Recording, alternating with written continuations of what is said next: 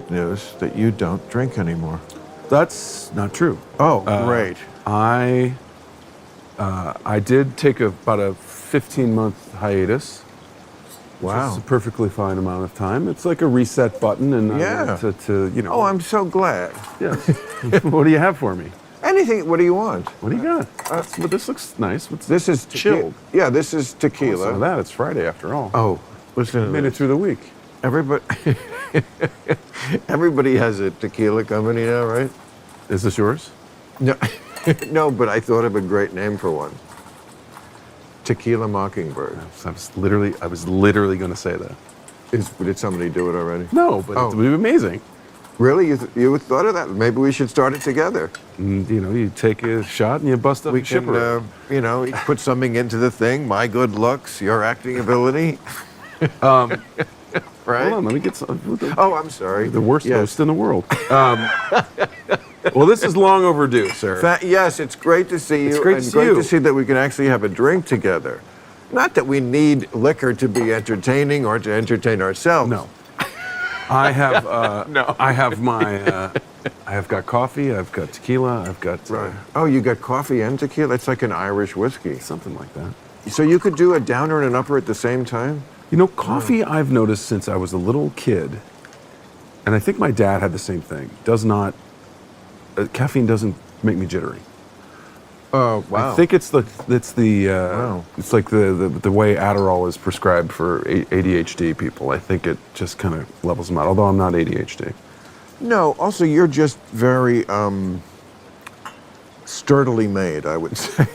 There's that something too. about you that's very, that's partly why, you have such success as an actor. People like to see, I think they said it about Spencer Tracy, somebody who just stands there with a pair of balls and says his line. You don't ever strike me as the kind of guy who has to go through psychological traumas in your real life in order, you have some, but you don't have to do your job. Yeah. I I read a really great biography of Humphrey Bogart called "Tough Without a Gun." And great title. And Tough Without a Gun. it was like he has the craziest story. Like born on the Upper West Side, like in the 30s, when the Upper West Side was like He was not born in the 30s. He was on Broadway in the 30s. raised in the early 20th century. I'm getting my timeline. Well, he was one of the actors who made the transition when they went from silent to talkies. Yes.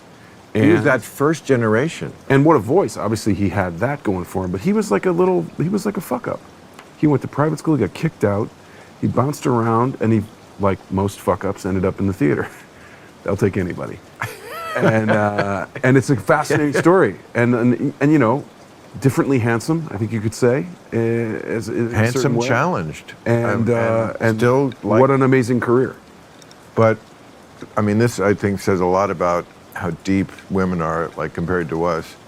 There really can't be an equivalent sex symbol to Humphrey Bogart among women, even though Martha Stewart is currently on the cover of the Sports Illustrated swimsuit issue. Martha Stewart is conventionally attractive. But, excuse me, 81, this war on boners must stop. What? Helen Mirren Is in her late 70s. And you think she should be on the cover of Stroke Book? I think, it's different strokes for different folks, as they might say. Exactly, but that's, okay. I guess that's the correct answer, but I think it's actually shallower to think that you should retain beauty in age. Life is a series of trade-offs of good and bad. When you're young, you're beautiful and not that wise, and then it reverses itself. I think it's actually shallow to think someone should be physically capable of being on the cover of a stroke book at 80. I think you're onto something there, but I also think that it's. I always find it funny how the Sports Illustrated swimsuit issue tries to reinvent itself every couple of years. We're not here to. It isn't what it is. They're like, wait a minute. I think it's exactly what it is. It's exactly what it is. It was always in February it came out. Yes. Why February? Because that's the football's over, basketball's in mid-season, baseball hasn't begun. It's kind of like it's a downtime in sports. Right. That's when, as a kid, I would watch Wide World of Sports, and they'd have things like ice skate barrel jumping. Carlin had a great bit when he would do a thing about Wide World of Sports and just start naming all these stupid things like cross-country ballroom dancing, roller fucking. Roller fucking. Yeah, well, that's kind of the Winter Olympics. But the Winter Olympics has skiing, yes, it has ice hockey. Yes. You know, I even got into curling, believe it or not. It's fascinating. Trust me, you spend enough time in Canada, you get into curling. Which I'm not suggesting it's a way of life. What were you doing in Canada? I was shooting movies, of course. Movies and television, making prestige television for the right. people. Now, have you ever spent any time in Canada? And in Canadians. In Canadians? No. Yes, of course. But on tour, like a couple days in Calgary, then up to Edmonton, then over to Red Deer. Not Red Deer. Gary Mule Deer? No, Gary Mule Deer. I barely remembered Gary Mule Deer. I remember him from Make Me Laugh. He made me laugh all the time. He was in that generation with, who was the guy? He was the doorman at the Comedy Store. Kip Addotta. Kip Addotta, who had a big hit. When I first saw him, when I was like in high school thinking about being a comedian, and I saw him on The Tonight Show, and I was like blown away. I think they all were, because he looked like he belonged. I mean, he apparently that went to his head a little too much, because well, I remember seeing the video for the song he did. Remember the song he did, Wet Dream? No. It was basically a song that was full of fish and fucking puns. Oh. This is the 80s. It didn't take much. Yeah. But it was a big hit on the radio in St. Louis. And we all laughed because you could get away with the things that you weren't supposed to say, because it was, you know, you were talking about on porpoise or, you know, whatever. You know, I mean, this is what we're talking about. Of course. But they've made, because it was the 80s, they made a music video out of it. Of course. And Kip Addotta was doing his best kind of Don Johnson, white suit. White suit. Looking good, you know. What I remember about him was that Tonight Show, and he came over to the couch, and there was other A-list star, I can't remember who it was, but it was Dean Martin or somebody, and he looked like he had a confidence that I assure you I would not have had at that age. And then, unfortunately, drugs. Drugs, God damn it, drugs, John. It's always in the world, drugs. I think the world moved, like a lot of people, the world moved on and they didn't either adapt or catch up. You know, it's like, it feels like sometimes the whole thing is on a merry-go-round or a treadmill or something, and you're kind of like, wait, when did the whole landscape shift? Why did I not get the memo? Because I feel like sometimes, whether you're a comic or a musician or a director or whatever, and you're making the same thing that you made, or you're doing the same that you did. So true. And then the world shifts, and it's like, wait, the landscape's different behind me, and now it doesn't resonate the way it used to. Well, you've always been really good at that, because you stay plugged in, and you stay, and you talk to people, and you engage with people, and have. And I keep basically the same philosophy for 30 years, even though the politics changes, so my audience sometimes changes. I mean, I've lost a fair number of this, what I would call the super woke, and it's good. Don't let the door hit you in the ass. You were no fun to begin with. You have a terrible sense of humor. Yeah. I think don't you think, you tell me, because you have a little more of a sense of what the mood in the room, so to speak, is, but I feel like that particular affliction is waning in some way. Because it feels like it's reached its useful conclusion. The critical mass is like, okay, we get it. There is a useful quality to some of what you're saying. Mm-hmm. The reaction, overbearing thing of it is absolutely not useful. And in fact, it's counterproductive to your own point. You're shooting yourself in the foot and then wondering why you walk with a limp. I mean, this is certainly the message I've been putting out there. Whether it's actually happening, the backlash. This is something that comes up. It's so funny you say this. This comes up so often lately. Somebody says this exact thing to me. People I very much respect, and they may be right, and I'm hopeful about that. But there's this idea, oh, we're seeing the backlash. I gave out this award then we've been on strike for almost a month. I guess it was over a month ago, called the Cojones Awards. We invented this thing to give people awards for standing up to Is it brass cancel balls? culture. It was literally a brass ball thing. And I gave one to Trader Joe's because there was a threat. Oh, you can't say Trader Jose. Trader Jose. And they said, you know what, we don't think it's racist, go fuck yourself. We think it's funny. So they got one. And by the way, it is. And it is. It just is. So, I mean, Ted Sarandos got one for sticking with Dave Chappelle for his special when there was the big trans protest against that.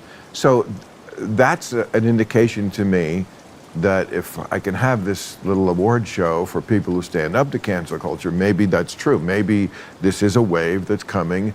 But the fact that a few people have stood out and did that, to me, I don't know. These people are not going away. I mean, the strike we're in now is a good indication of it. How everything has become politicized. This strike is not just a strike about writers. Of course, it is that. And there is definitely a need for a new model with the streaming industry. Okay. But, I mean, the way they characterize themselves is, oh, we can't make a living wage. Well, there are people who actually can't. Writers are making a living wage. So I say it all the time when I talk about how, it must be so hard to do what you do. I'm like, I'm not a lead miner. Right. You know what I mean? A lead miner. There's a lot. Yeah. There's a lot of harder gigs. Exactly, and gigs that are less well paid. Look, I love my writers and all writers, and I am a writer, so I'm very sympathetic. But also, let's just keep it real, and also let's not make it, but they already did, a proxy war for our bigger politics. That's what's different about this strike and the 07. I see what you're saying. See, this is about like, oh, we must be perfectly right because we're on the side of the working man, and then you see like rock bands out there playing for the picket lines, and it's like it's Dylan with the, like you say, with lead Woody miner. Guthrie and this machine kills fascists. Like, yeah. I agree with that. That can get a little intolerable in its case. But I think what you said at the beginning is correct, and I think that the only other times that this has happened, and I was having this conversation with a very fancy group of people at some point, but you look back at the history of when this has gotten into a strikey kind of situation. And the last time the actors and the writers got together to do this was 1960, when it was about residuals 60? and reruns. 1960 was when both of them went on strike at the same time. Wow. And that every other strike since then has been at a significant sea change in the industry. In the 80s, I remember this because Letterman went off the air, and I was like, what's this writer's strike? What do you mean? I was 15, 16 years old. Yeah, I remember that one. You remember what the reason was? Cable TV. Yes. What are we going to do about cable TV? It's going to ruin television, right? It's going to ruin televition. Then what was 2007 ruin our about? gig in it. DVDs, home video. Right. It's going to ruin our gig. It's going to ruin our gig. 4 years later, you couldn't sell a DVD if it was made out of gold. So what are we doing now? It's another sea change in the industry, and it's streaming. It's got to be sorted out. And you talk about it as an existential crisis because both sides are saying, "Hey, we can't pay the bills," and you're like, "The bills are getting paid." And in fact, the C-suites are making tens of millions of dollars in salary. They're not missing a meal. Right. But neither are you guys. Right. So let's all take a step back and understand that you have valid points. Right. And exactly. That AI is a real thing that ain't going away. Right. It's not going to uninvent itself. No. No, exactly. It's just a new technology that is going to be used in support of the human brain. I hope. In the way that word processing. That is such a great dissertation on that. Somebody should write that as an op-ed or something. You're exactly right. There is a theme to this, and that theme is every time the new technology comes paradigm in, shift. we fucking shit our pants when we could. And this is what bothers me about this. The governor of this state could do what politicians used to do, called jawboning. He could get these two parties in a room and say, "Listen, I'm the governor of this state. Figure it out. This industry is a little important to this state. We're kind of known for it." Yeah. Hollywood, making magic, silver screen. In the same way, I bet, not to keep bringing it back to the mining class, but I'm sure back in the old days, the strike busters and the Pemberton guards or whatever they were called, and the miners and the crossing the lines and the scabs and the whole thing. I'm sure the governor of Pennsylvania had something to say about it. Of course. And what he would say is... Might not have been the smartest, and he might have had one side over the other, but either way. What they would basically say, and what Newsom should say is, look, we're not going to do this forever, right? Can we agree on that? Let's have that as a starting point. Okay, if we're not going to do it forever, then at some point you guys are going to compromise, because I know neither one of you is going to give up everything. So let's pretend it's 3 months later.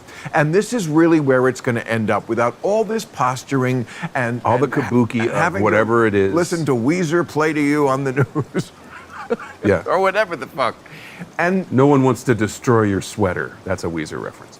I remember having this similar thing when I was having a contract negotiation for Mad Men.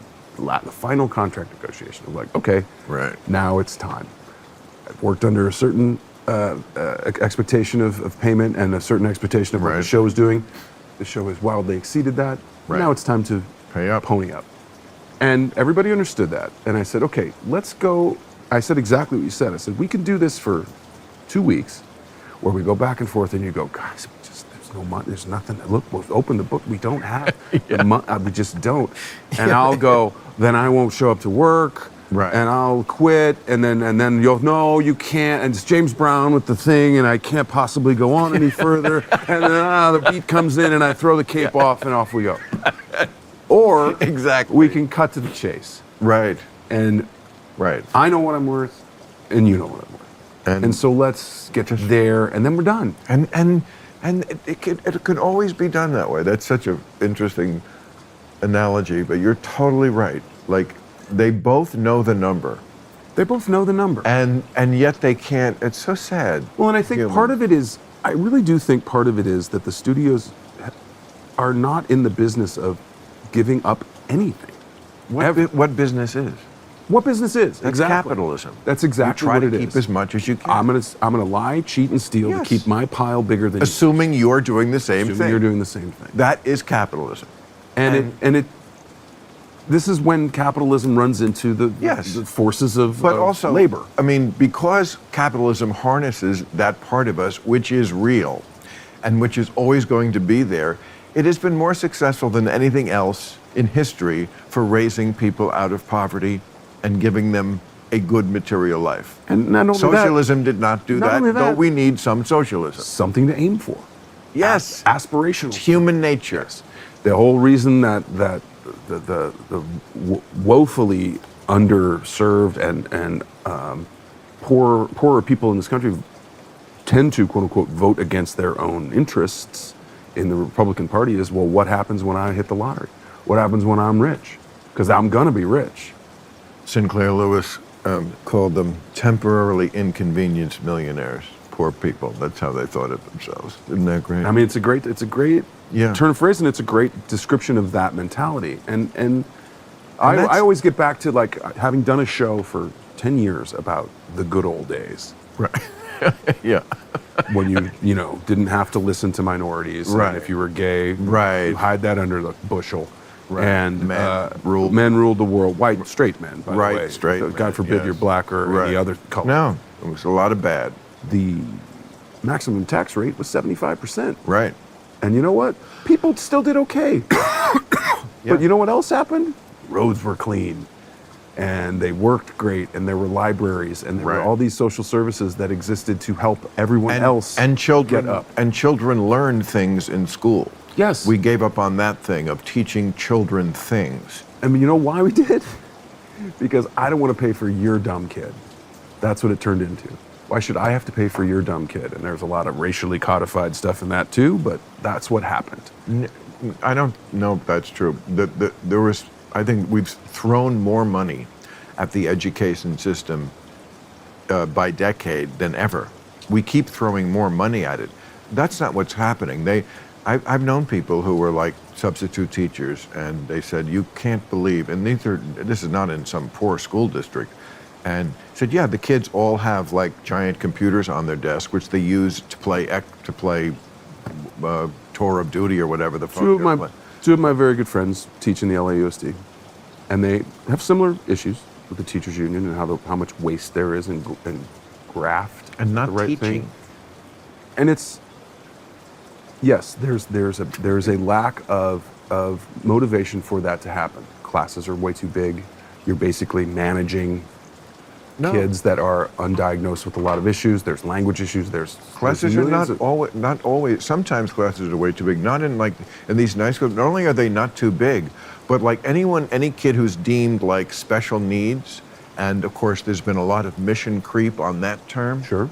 Okay, any kid who's special has to have like the second person. I think this person who was telling me about it, there was like 20 kids in the class, and like 8 of them had, or 4 of them, or something like that, had another person in the class with them.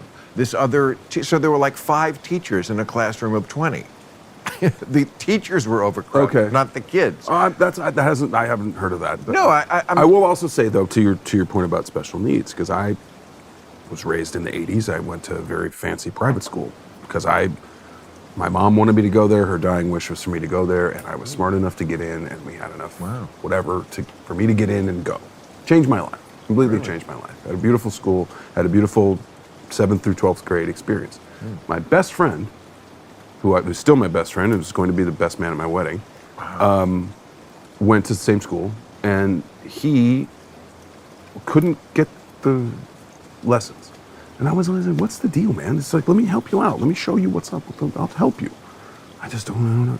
Turns out he's mildly dyslexic, has a learning disability. He can't read as fast as I can. Right. Just that. Yeah, sure. His brother, 6 years younger than him, same thing. By that time, the school had recognized that that's a thing. Right. And his brother sailed through that school like crazy because he had the extra attention, he had the extra time. And as we were saying before, both things are true. Both things are true. And I think when it starts to get this dialectic where you cannot have one thing because the other thing can't. And that's the problem. See, like if this was CNN, the Democrat. Well, first of all, Trump would be on. Trump would be on. I'll get to that in a minute. But I think they should have put him on. I do too. I do. Yeah. Okay.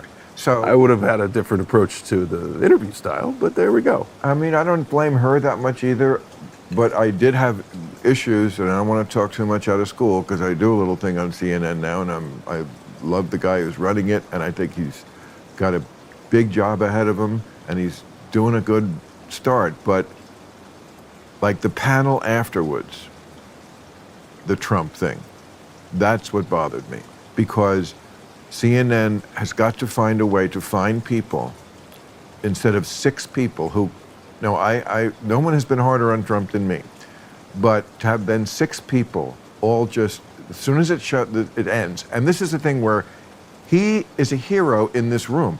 He did very well with the crowd. You can't deny that. You can hate him and hate what he's saying. I get all that and agree with most of it, but the crowd loved him. He was getting big laughs, big applause. You could just tell he had them in the palm of his. Okay, that's at least half the country. And then you're going to have 6 people who just come on and just, well, he lied, the lies. Of course, yes, we get it, he lies. You need someone who knows how to talk about this in a way that's a little more balanced, that doesn't deny that, but tries to explain to America why, okay, yes, these are bad things about Trump, but here's why this is even more appealing than what you're selling, and why people don't care as much about it as you do. You know, he lies, and they're thinking, yeah, but all politicians lie. Now, I would make the counter argument, not to this degree about these issues, but just to start hammering away 6 people all on the same page. On the same piano key. I can find you people who could be much more interesting talking about this Donald Trump. It is hard to do because he is an incredible liar about the most important things, and denying elections. 2 things can be true. Right. But those can be bad. Those are bad things. Bad things. And yet they resonate. And so the dumbest thing you can do is tell an audience that this is, and wag your finger at them and say, this is why he's a bad man. Right. And they go, you know what? Fuck you. I don't care. I'm going to vote for him just to piss you. You know what? I got to tell you something. You did real time 2, 3 times? A couple times, yeah. I remember you said to me once, you said, damn, I'm going to learn how to do this show one day.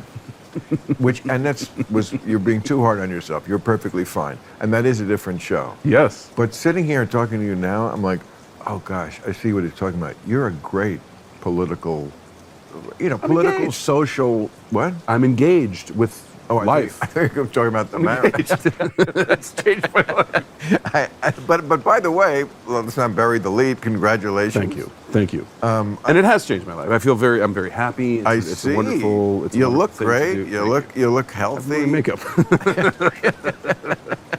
You know, I'm glad you're having a one or two drinks. I mean, it's certainly.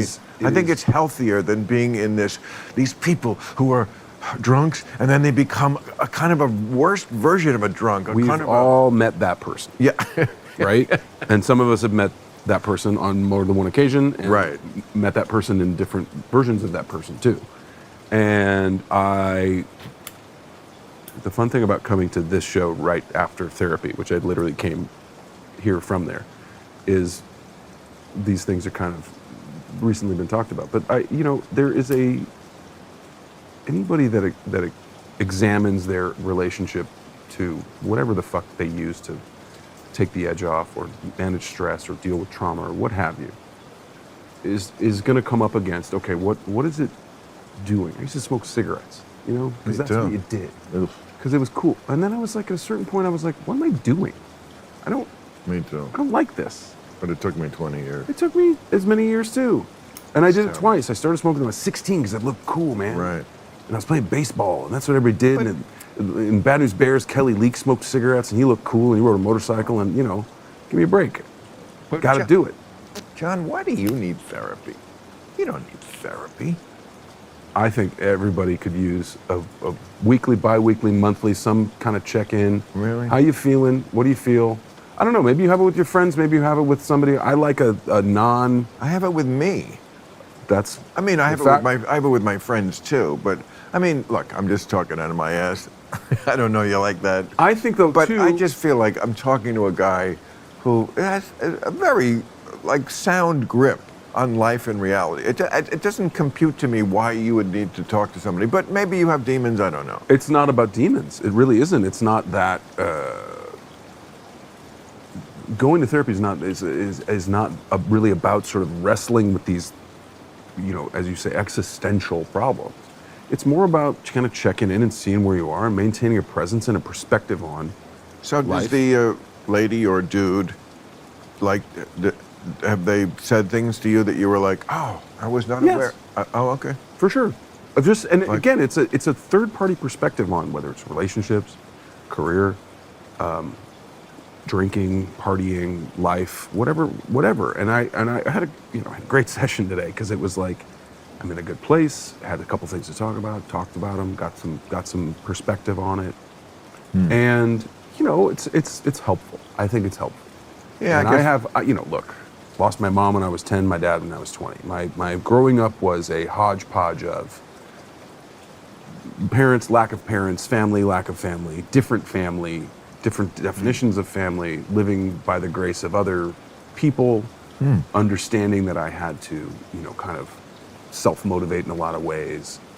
And there's a lot of extra baggage that you carry because of that's unconscious.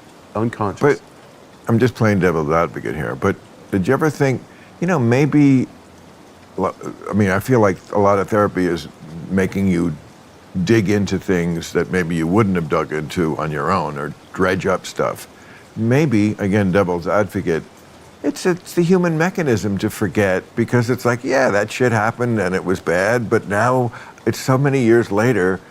I think we're going to get to the same thing about two things can be true. I think there's a very valuable part of living that is forgetting and letting things go.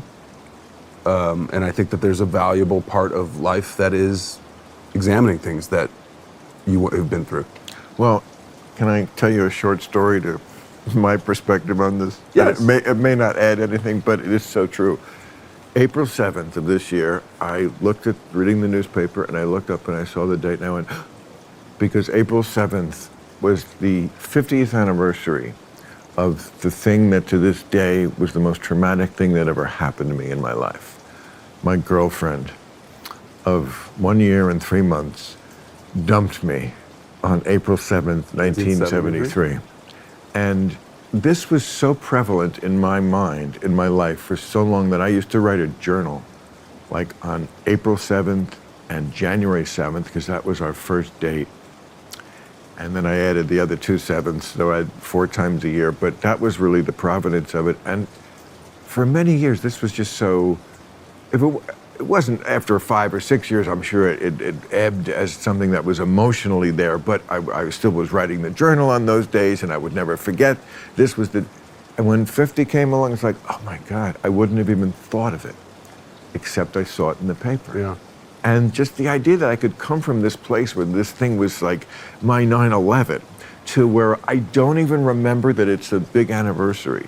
It just shows that, yeah. I'll say this about that, because it's actually very funny, Yeah. first of all. Pathetic, you mean? No, I think funny. I think it's funny. I think that is a supremely human thing. Yeah. And I think everybody has a version of that, whatever that is. It might not be as bold-faced as a date, Right. but everyone has a moment that they, especially from that time of their lives. I read a book, forget who wrote it, about the human brain. And it talks about how when you're young, up until about your mid-20s, your brain paths, your neuropaths and your synapses or whatever are significantly wider. It's the 405. Right. And so all the stuff that comes barreling down there hits you like a ton of bricks. Emotions and love and comedy and Right. drama and sadness. All of it is so much more elevated when you're that, because literally it's a physical thing. Not to interrupt, I'll let you get back to this in 1 second, but that thing about narrow and wide pathways is true of all the things in the body. It's why Ain't it, though? people have urinary problems. It's why people have heart problems. Yes. You want to keep the passageways free. So I've never heard this aspect of it, which is fascinating. Well, so part you're of it saying is- because the ones in the brain are also wider. Yes, and part of it is that Yes, your it brain's makes still sense. developing, and you're Right. still developing the little side streets that are like Right. nuance and other things and other interests and whatever. And And now we look like the overpass. Van like a Nuys. map of Tokyo. We're like Woodstock 99 down there now. God. But yeah, like you're still developing those side streets and things. So it's all going Right. down the 405. Right. And so, what are you thinking about when you're 14, 17, 19? Right. Sports, pussy, Pussy. pussy, and pussy. Yes. And, it's food. Right. Yeah. I mean, it's nuts, but it's true. And it cuts across all sexes and genders and affiliations and what have you. And it is what it is. Like, we are, as you say, at the end of the day, the one thing that binds us all is this physiology is the same. We are, for the most part, the same. And I think if we all got back to that, and if we could figure out that, it doesn't matter, reading about this, like, stuff in the Ukraine and how all of the war is happening, you're just like, guys, at the end of the day, everyone just wants to go home, make sure their kids are safe, eat, and go sleep and go to work. Everyone wants to have a job.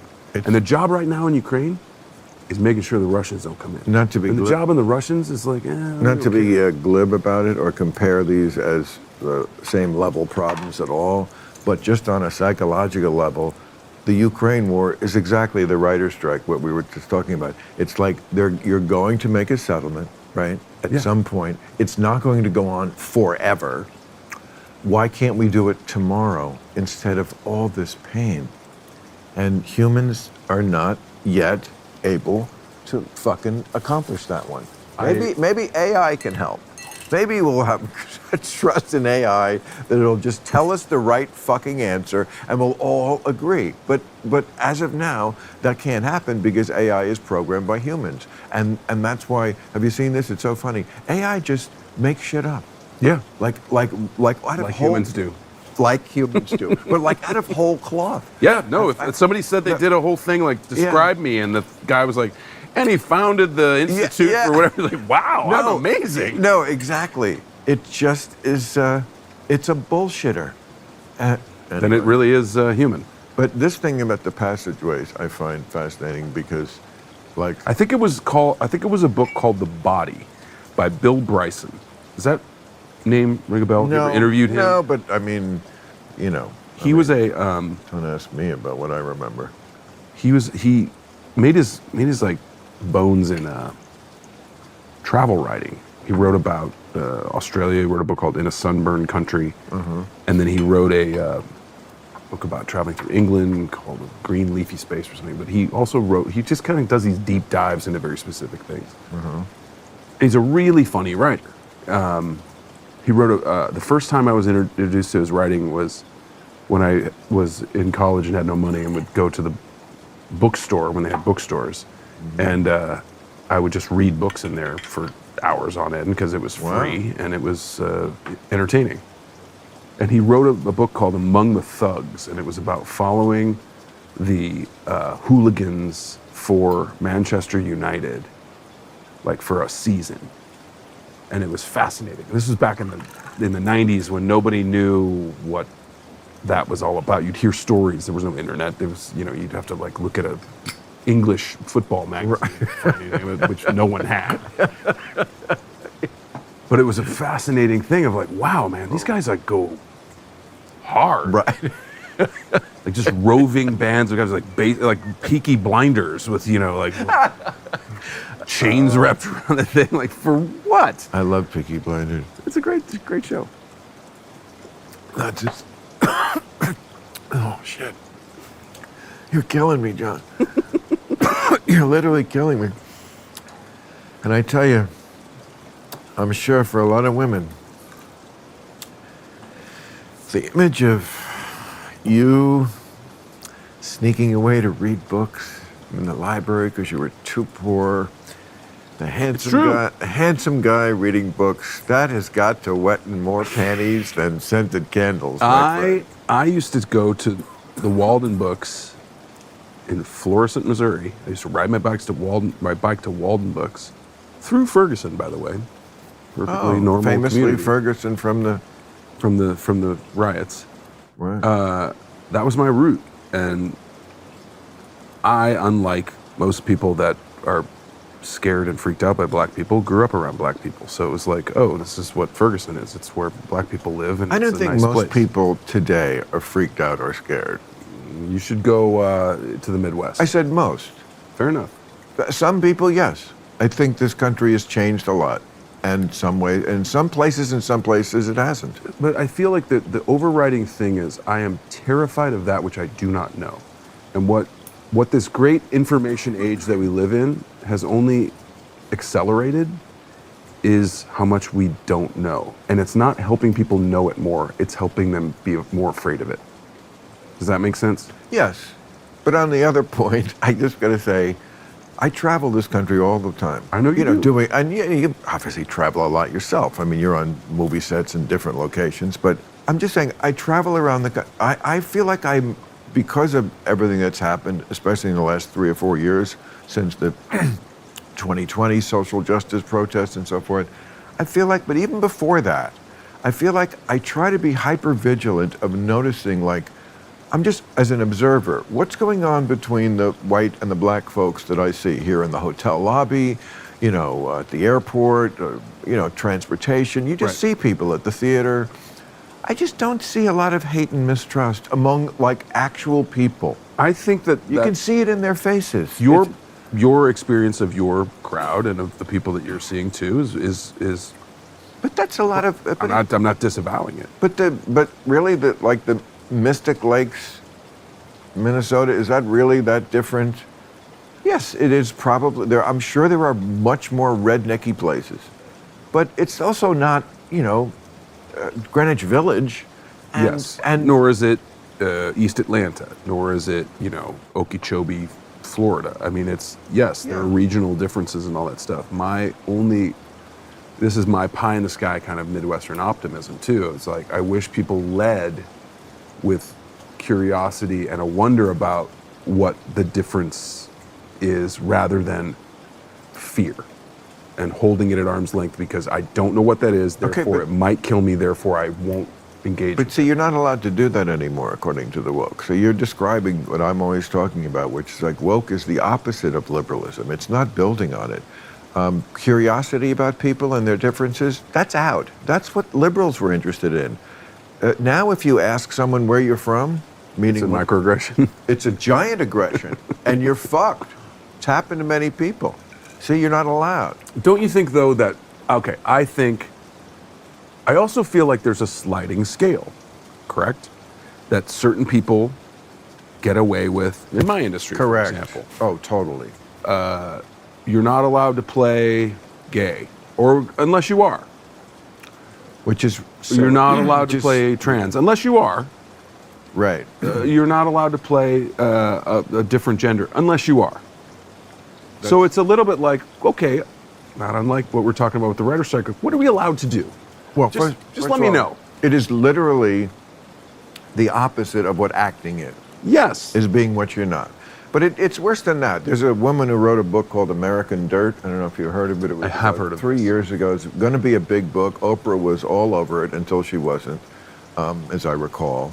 And because it's a white lady imagining what it would be like to go through what a migrant crossing the border, a Mexican. Right. And because she's a white lady, you're not allowed to imagine what it's like to be a Mexican. And see, again, opposite. Liberalism is about empathy. Like, no, I'm trying to put myself in your shoes so I can feel your pain. Right. That's, traditional liberal compassion. Now, that's the sin. So, like, you can believe anything you want. Just don't say that's the thing that's liberalism, because I'm going to stick with what it was. I'm gonna have to claim that. Yeah. Like empathy, liberalism, empathy, and you want to do this other thing where if I try to be empathetic to something I'm not already, then I'm the bad person. Great, you have that. That's your thing, but that's not what our thing was. So don't take the name of my thing and put it on your stupid thing. I also feel like if we're talking again about how pathways are wider, and that a lot of this is being run by people that have very little experience in the world and how Exactly. the world works. Yes. Because it's great when you're 23 Exactly. and you know everything, and then you go into the world and you realize how much you don't know. And you can stand when you're a sophomore in college and tell everybody how everything is supposed to work and this, that, and the other. And it's adorable. But I feel like that's what's happening now, is that it's being run from the top down by this kind of, Exactly. and not trying to be shitty or even No. snarky or anything, but No. just like saying, like, there's a lot of people where I feel like the realities of the world haven't sunk in yet, and their pathways are a little too Yes. Broadway. Yeah. And they need some side streets. On both sides. For sure. And- The other side's is obviously that because it's easy. And again, it gets back to this idea of like, let's make America great again. Like, Right. what part? Because we all know what part you're talking about. And by the way, it's still great.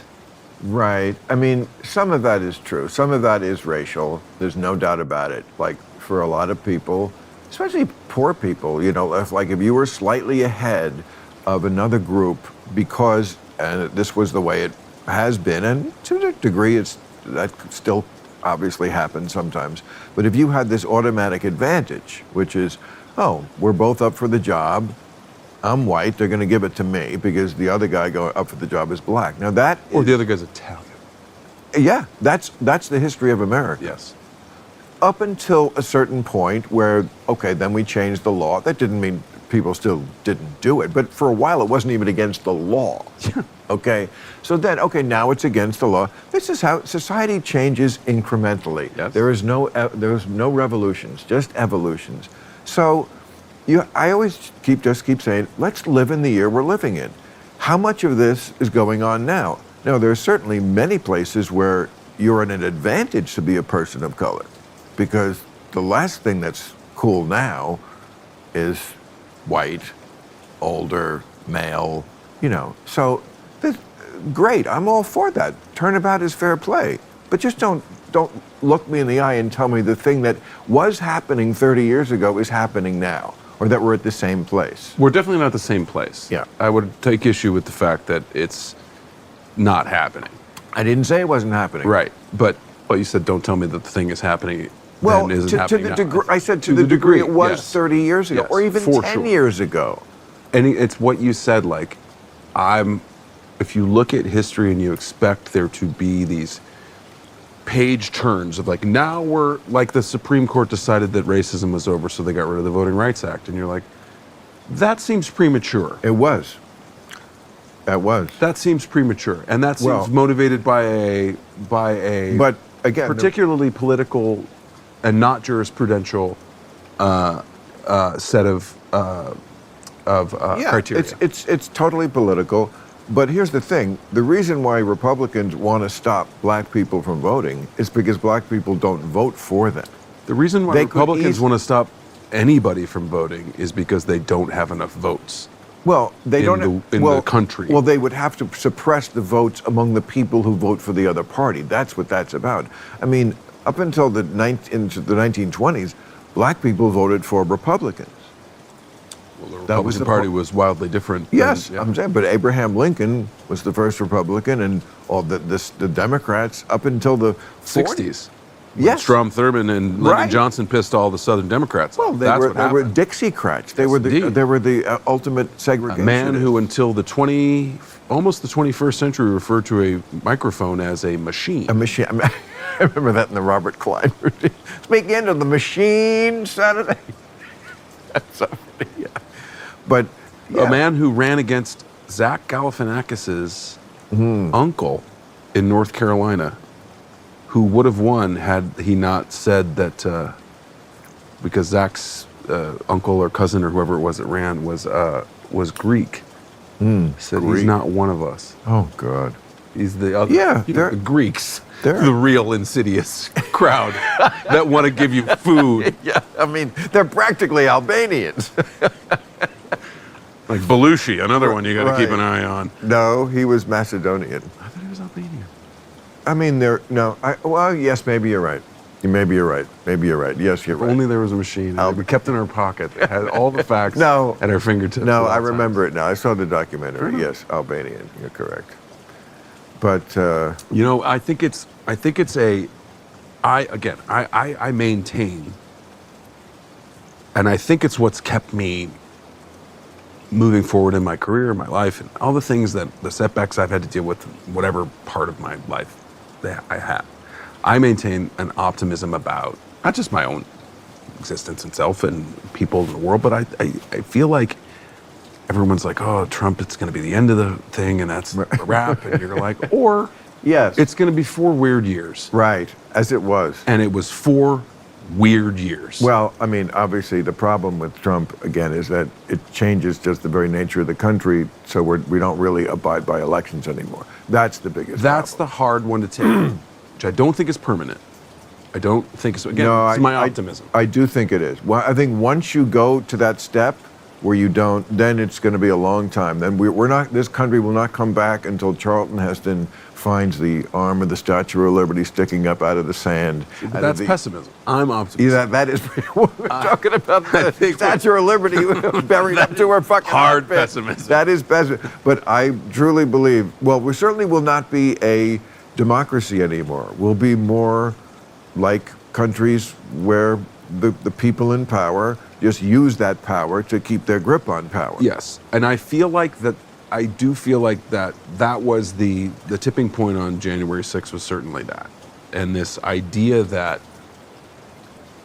the side that engendered that particular situation decided that they were not then going to, because they had to, say that it wasn't what it was.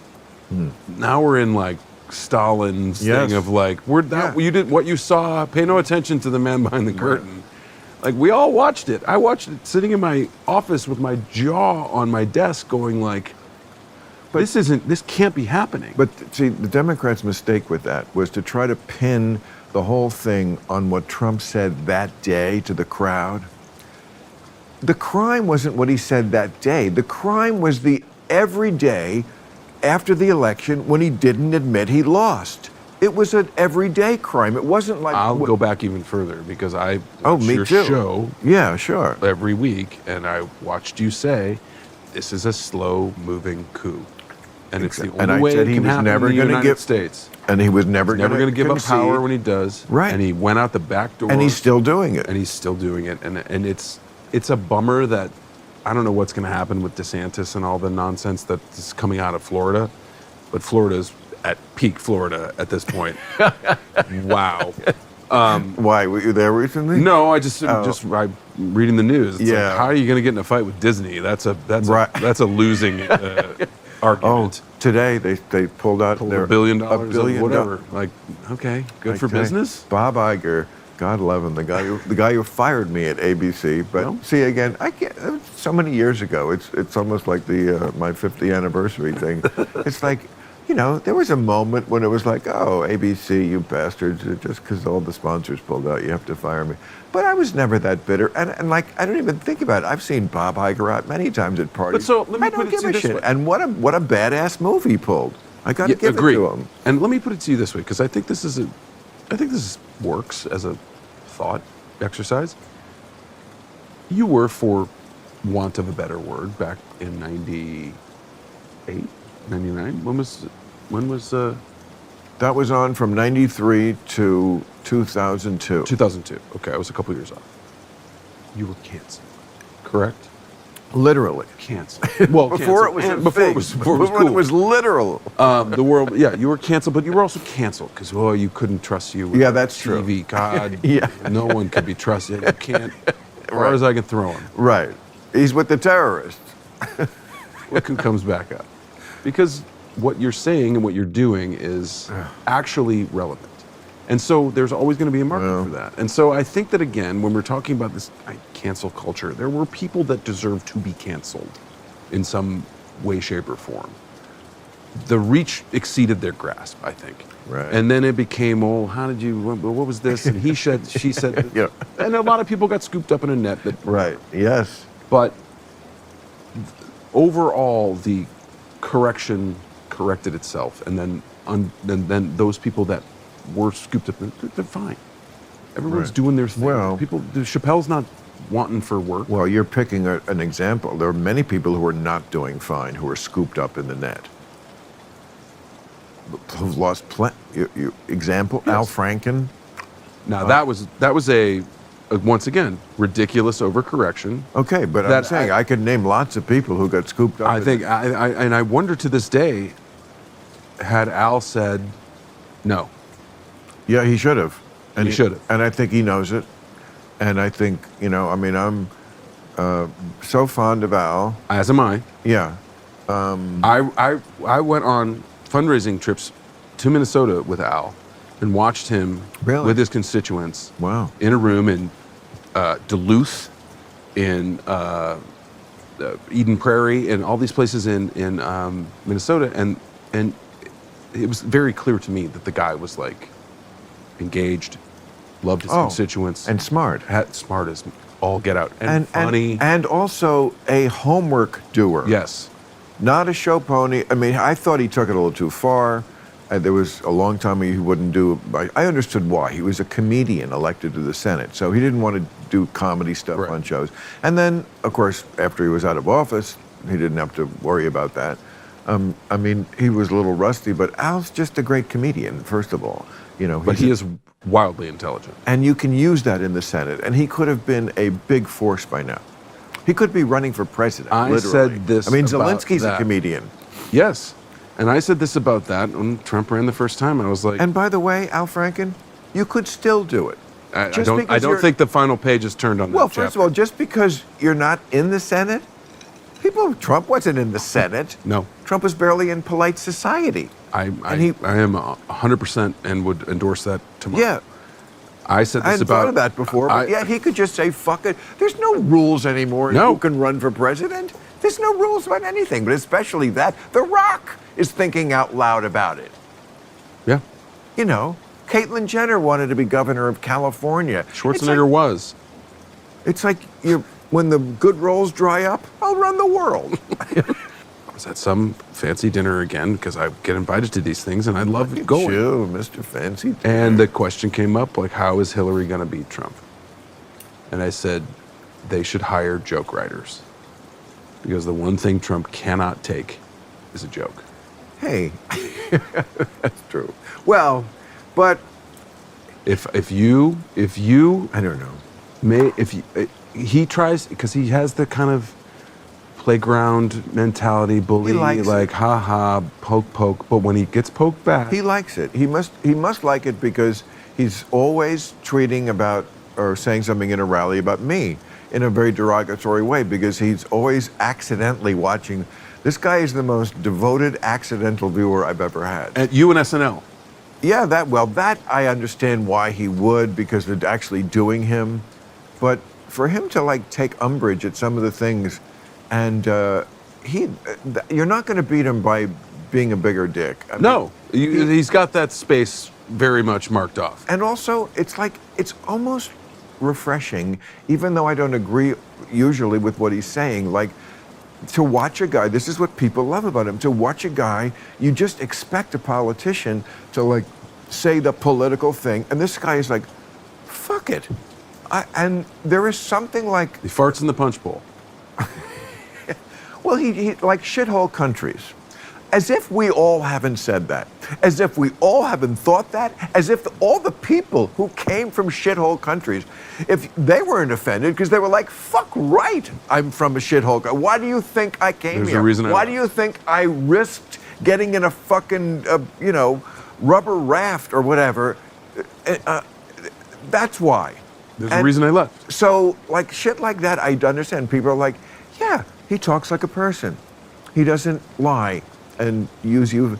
And then other things are just obviously abhorrent, but he's all id, Yes, exactly. right? There's no superego, as I learned it from Freudian whenever I took Right. superego, ego, id. Yeah, it's all from the All id. I've known lizard brain. I've known actors like that. For sure. Well, he is. Yes. At the core, he's an actor. He's a bad actor. You can see that. You can see the work. You could say it's so funny. He's the You can see the work. He's- That's all. Is that what they say? Oh yeah, I'm sure they do. You can see the work. No, he gets results. Well, you could. You said about his CNN thing. He got laughs. Oh, they loved him.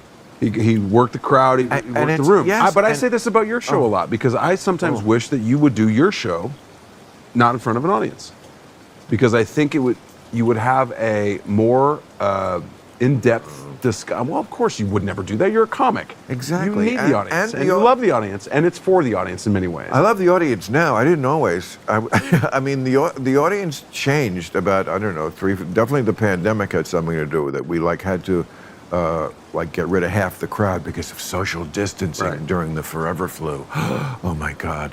So Did you get it? Of course, I got it only. All right. Which one did you get? I don't want to get into it. You're talking about the vaccine or the flu? The flu. You mean the COVID? Thing. I was fine until I got the vaccine, and then I got the vaccine, and then I got it like a month later. I don't want to start the whole thing. I understand the vaccine was very necessary, and I'm not trying to put you on the spot. I'm just millions asking of if you got sick. people would be dead without the vaccine. True. I'm not one of those, so I shouldn't have been forced to take it.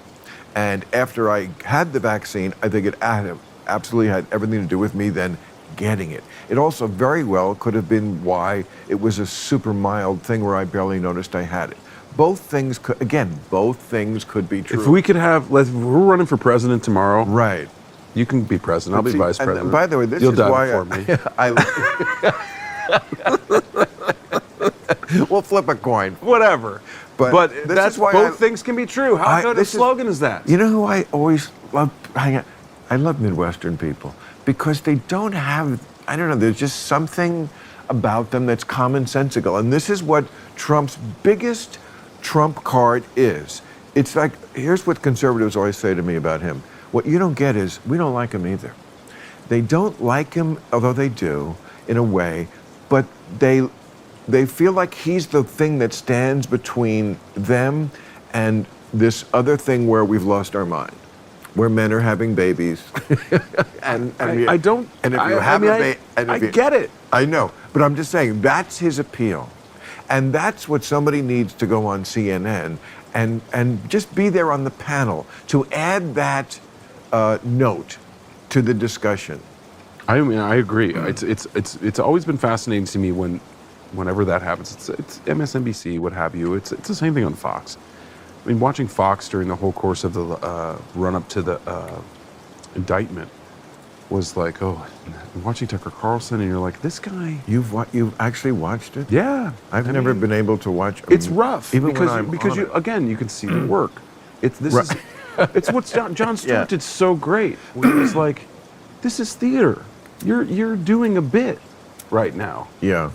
And he's, how dare you? I'm this, that. He goes, what, explain to me, you're wearing a bow tie. Right. How is that not a costume? Right. Which of course it was. And I don't know. It's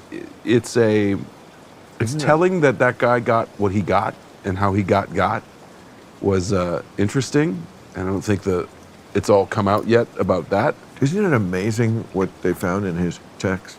I mean, like, I think that's why they paid almost $1 billion so they didn't get into anybody else's texts. They were like, let's shut this down now. well, what I read was the reason why they paid off is because there was ones that hadn't come out, and one of them said something that was, of course, there is still a lot, as you point out, of real racism in this country. And there was the phrase, that's not how a white man fights. Now, see, there you go. There's some racism. I'm happy to From a guy who lives in Maine. get out in the streets for you. What? From a guy who lives in Maine. Right. But for the stuff that is, and there it is. And there it is. And by the way, Kennedy, that was the greatest political sacrifice any politician ever made. He took the Democratic Party, and the South used to be called the Solid South, meaning solid Democratic South. And within 2 elections, it was the solid Republican South. It was red. Talk about a political sacrifice.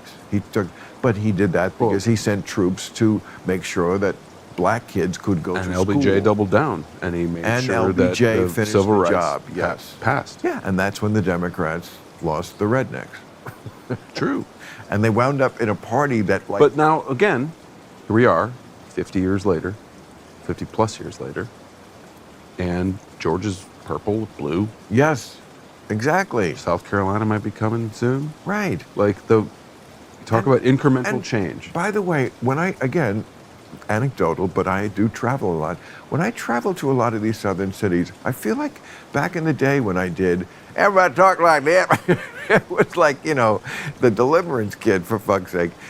No, not that. But it was like southern. And like now, they don't even have accents in Raleigh and Dallas and Austin. You know why? And Houston. Because they have international companies Yes. employing them. And because lots of people like to live in a place that isn't so fucking uptight.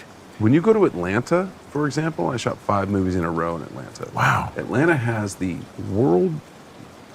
United States headquarters of Porsche, Mercedes-Benz, Delta, Coca-Cola, Right. Pfizer, Wow. I believe, and like 2 other huge multinational corporations, Wow. and then Georgia Tech University, Emory University, Right. Georgia State University, all within the Atlanta, Fulton County. And kind of the black capital of America. Black capital of America. I mean, for Chicago certainly But I'm gets like, to be in that. and you go out to dinner in Atlanta, and there's world-class food, there's great restaurants, there's fun bars, there's beautiful music and art museums and the whole thing.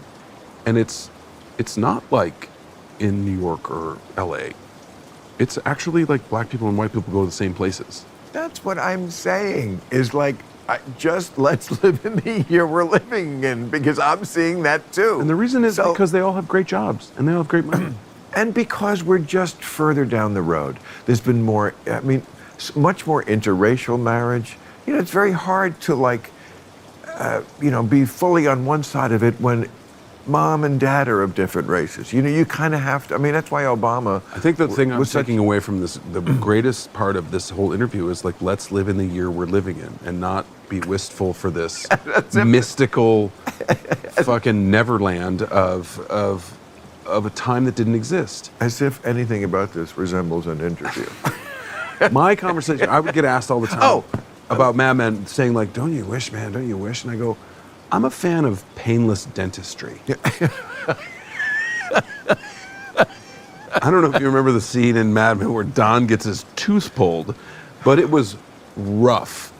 And like, I just don't, I'm like, no, it's better now. No, I don't. And I watched that show devotedly. It was a very brief. Oh, you know what that tells me? I forget to do plugs. So I'm going to do my plug, and then you're going to do yours. Okay. Otherwise, mine aren't written down. Well, one of us needs aid.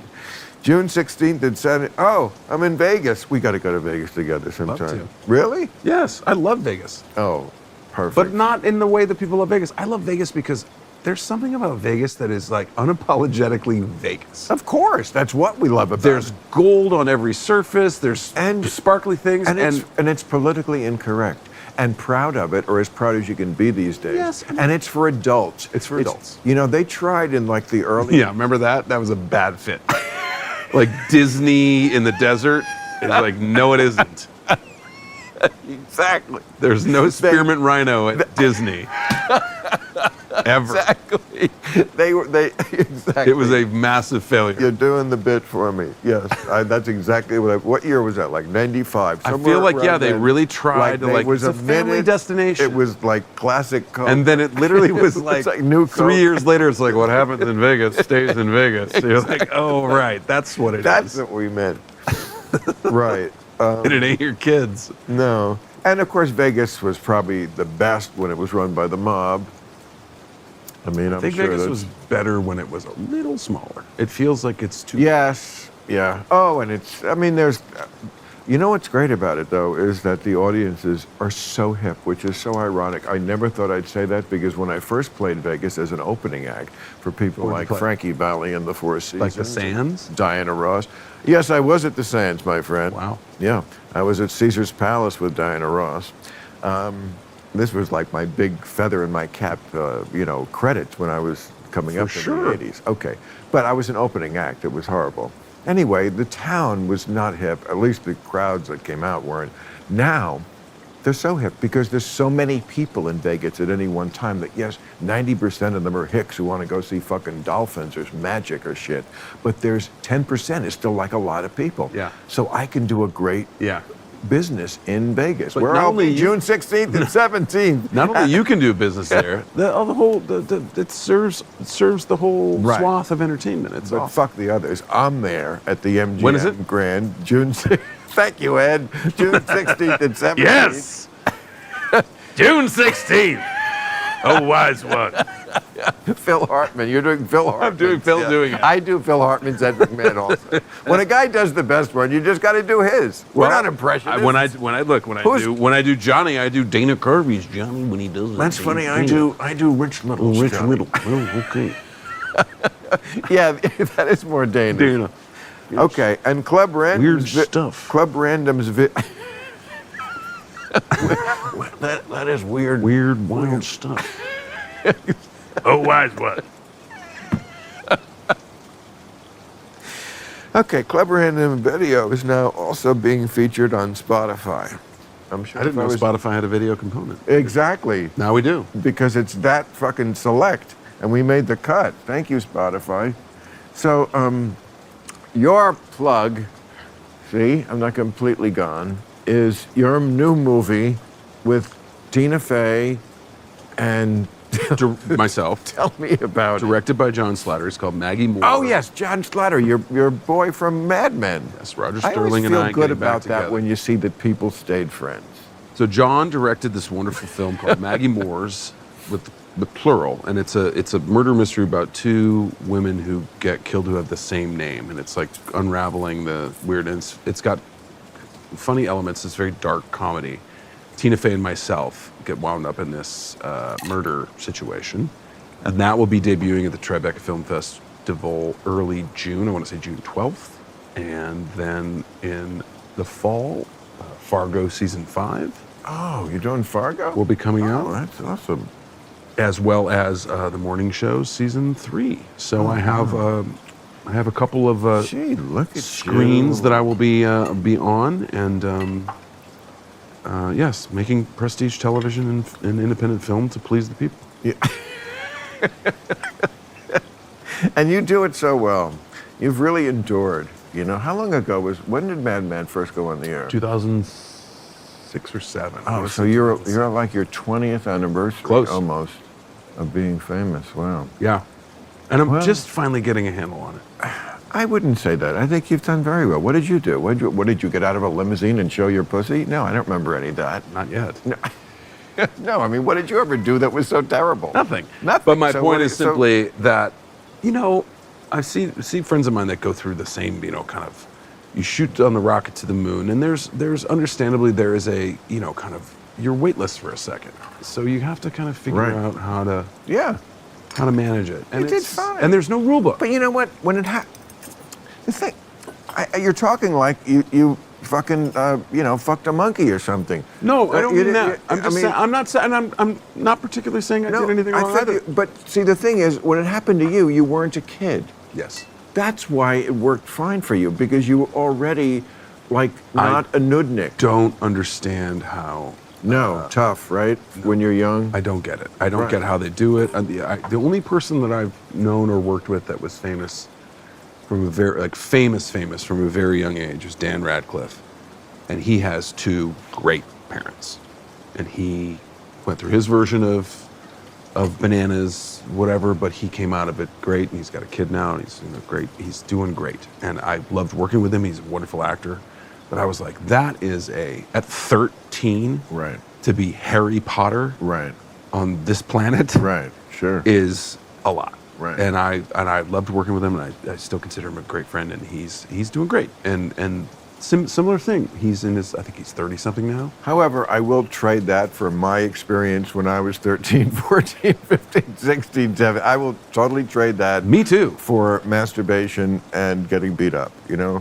Or But- you know, kickball and Yeah. having fun. Like I mean, there's something about actually having a childhood that you can be a kid in. But my sympathy for people who have exceptional childhoods that are actually in many ways better than my shitty, fucking anxious-ridden childhood, I have limited sympathy. I just do, because you know what? Was it really? Yes, there were parts of it that were bad. Was it really worse to be Harry Potter when you're 13? I feel like you're very lucky. Oh yeah, I think he would say that too. Right, right. And, you know, he's certainly not, I don't remember any scandal about him. He's not one of those kid actors from sitcoms who you find blowing bums, you know. And there was some plague with child actors for a while. There was a while where, right, there was some and stuff. because they probably were abused in a certain Yes. way. I think that was almost systemic Right. at a certain point. But yeah, again, if we talk about living in the world that we live in now, I think that having the ability to understand like how trauma affects your life and how you can actually manage it and deal with it and actually get help and come through it. It's not a scarlet letter that you have Right. to bear for your entire life. You can actually go like, yeah, that happened and it sucked and I worked on it Right. and now I'm better. You talk about it in a certain way, and I think you're right. I think your idea of just like, you know what, manage it and then go on with your day and find what it is that makes you happy and pursue that. And yours is stand up, and you've done it for. I watched you on, what a Dangerfields or something in the '80s on HBO when I had to steal HBO from my. Right. No, my first time on TV was Evening at the Improv. It was one of those shows in the early '80s where stand-up, you know, it was a kind of a new thing. All these young comedians. There used to be like one new comedian a year, and then there was like a million. So they just basically shot the brick wall at the comedy club. There was a number of those shows. We called them brick wall shows. Yep. And that was the first time I came out here in October of '81. I remember the little Evening at the suit that I wore, Yeah, and of course. you know, just. And then there was a big discussion about whether if I did the jokes on that show, I could then do them on the Tonight Show, because the Tonight Show was very rigorous about you do your material, material. on us first. Right. Then you could do Merv Griffin. There were a lot of rules with the stand-up. Well, back because then. there were like 4 shows. Yeah. 2. Yes, there was other shows, right. And you had And to... the Tonight Show was the pinnacle. Yeah, that was the chain. The Tonight Show, and then Everything else. Merv, you know. What was the other one? Dinah Shore. that was before my time. Dinah Shore, John I remember, Davidson, man. You watch some of those shows. Mike Douglas. Mike Douglas. I like Mike. Tom Snyder I used to do, but that wasn't. That was late night. Yeah, that was late night. The daytime shows were, I remember, God, part of this was why I really wanted to come to California, because I remember seeing not only the daytime talk shows, Merv Griffin, who had such a Well, he was on it. mellifluous tone to his, Yes. talk like this, hey, how you doing? That's, ooh, the line. Rick Moranis. I was going to say, I'm did a doing Rick great, Moranis. Great Merv Griffin. Ooh, let me see that lining. But it was a free-for-all on those shows. If anybody's watching, Google Robert Morse, Merv Griffin, and just see what happened on the Merv Griffin show. What happened? It is chaos. Bobby Robert Morris? Oh yeah, From he your was- show? Yes, and it's amazing. He's probably 30. Right. Three. He was probably on Broadway in the show. I think he might have been. for That which was he his was ironically cast famous, in your show. famously famous for that. And they The brought him on the show. show It came being- out. How to Succeed in Business This without really trying. and or maybe the movie had come out, and that was what he was. People probably will remember the song that he, the lead, sings to the mirror, "I Believe in You," which was Great song. and great spirit of the song, because it was so of a time that we have so lost. You're talking about optimism and just singing in the mirror, "I believe in you," and There's no shortness of irony in that song either. Like it's very funny that he's doing that because he's trying to pump himself up which we all are doing every day. every aren't day, we? baby. Well, can I get the number of your therapist? That and game shows made me want to move to LA, because I was like, man, Game show. there's some fun shit happening during the day at CBS Television City. In the day, you're right.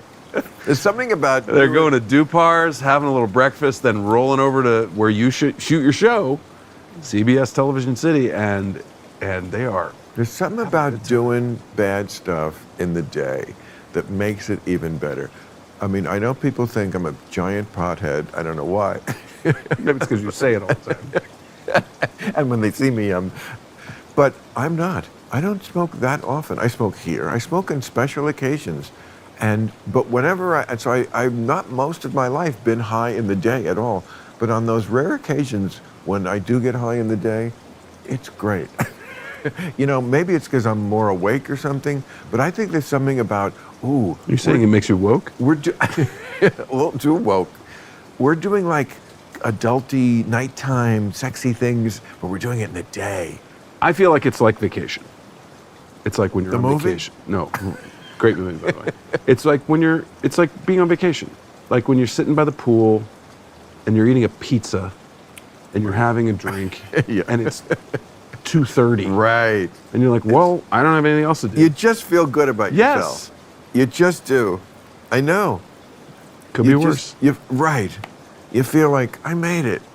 Or at least I made it enough to like I made it here take. to this Right. lounge chair. But I think you have handled the whole like celebrity thing as well as it can be done. First of all, I see you on so many commercials. Okay, you know, you're both like not unhip at all, super hip, but also like enough to like very often the sacrifice for being hip is like, you know, like a commercial would never go near me. I'm way too toxic to God knows what I'll say tomorrow. You know, Right. if they don't want to be like, hey, I'm Bill Maher for Del Monte, and then Yeah. the guy say something. Okay, We're stuck with a warehouse of tinned peaches. 10 peaches.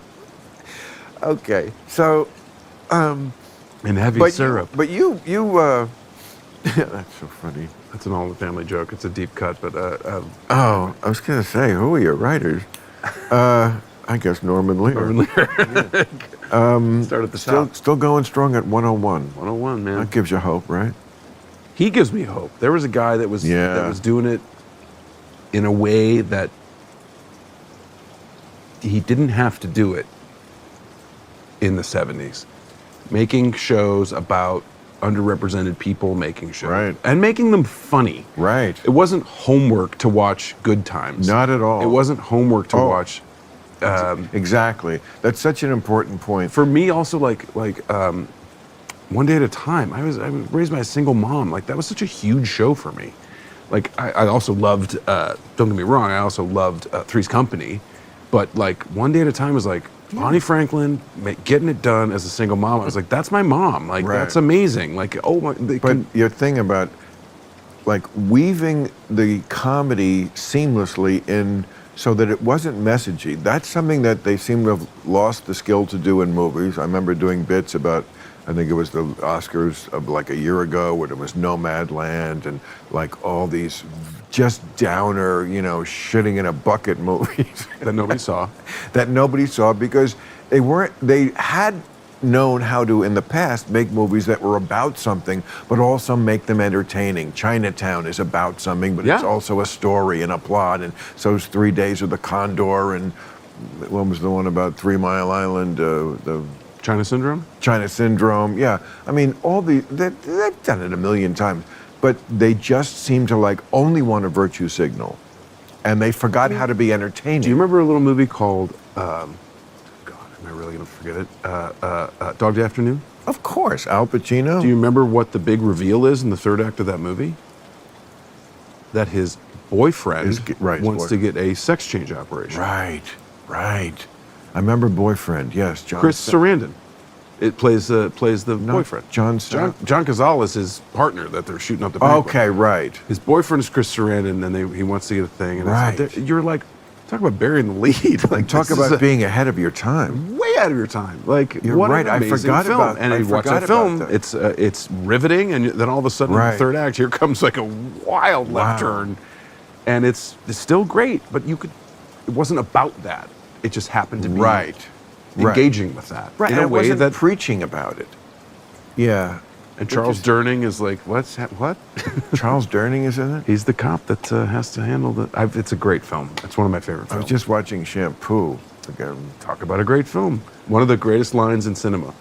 Which is? Jack Warden walking by the thing where Warren Beatty's fucking Julie Christie, and he looks in the window and he goes, now that's what I call fucking.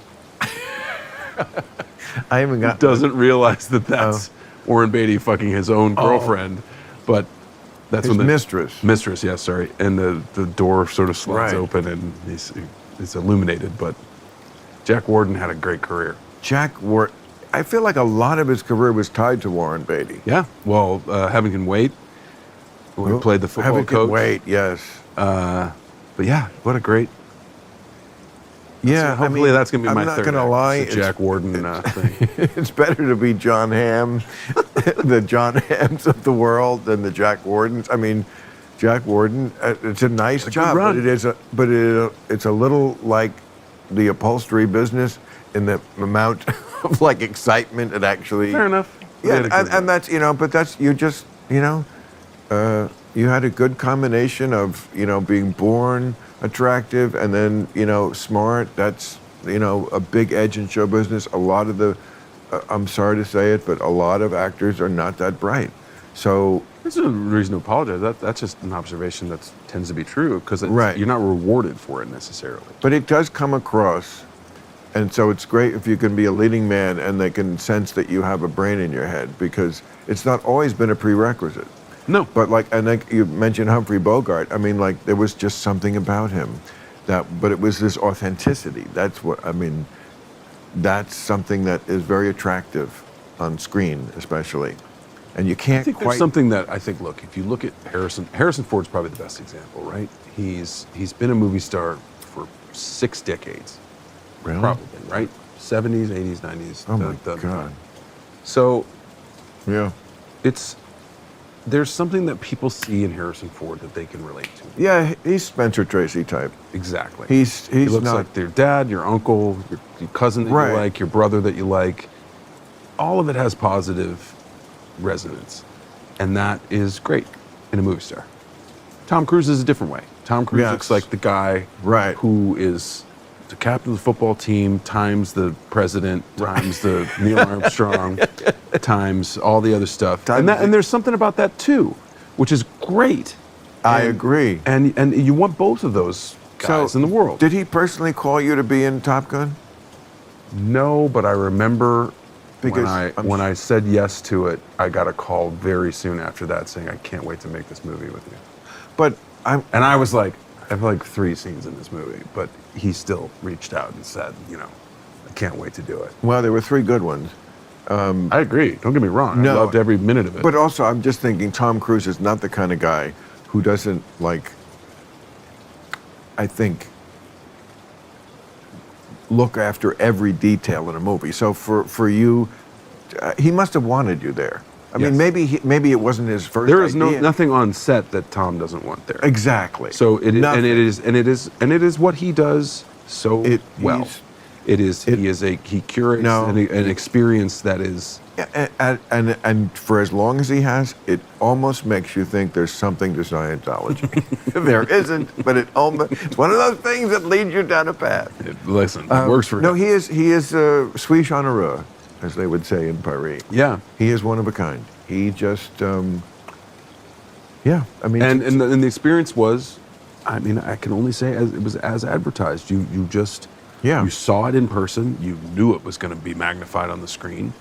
And everything about that experience was, and I watched him, because I had my part to play. I wasn't producing the film. Had nothing to do other than show up, know my lines, look good in the suit, make sure, I wasn't, letting it slip. No snot running down your nose. Exactly. But I watched how he took care of all the younger actors, and was like very aware that a lot of them was maybe their first movie, certainly their first major motion picture. Right. And I was like, man, I've definitely seen the other version of that, where it's like, fuck you, and figure it out, I'll do something that'll kind of take your legs out of you. And he was not that guy. It's funny. I don't know if all Scientologists are like that, but he is a lot like the Mormons, which makes sense because they're both recent religions, which is unforgivable to be recently a religion, but okay. But in the sense that Mormons, like when you read about it and all the things they believe, and you're like, I can't believe you people, really. And then you meet them in person, and they're just the nicest people in the world. Delightful.